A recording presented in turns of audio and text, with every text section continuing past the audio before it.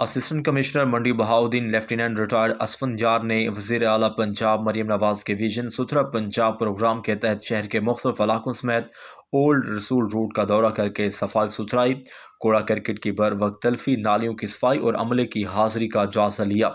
انہوں نے موقع پر موجود عملے کو ہدایات جاری کرتے ہوئے اپنی نگرانی میں سڑکوں کی دھلائی اور صفائی کے عمل کو یقینی بنایا تاکہ شہریوں کو صاف ستھرا اور صحت مند ماحول فراہم کیا جا سکے۔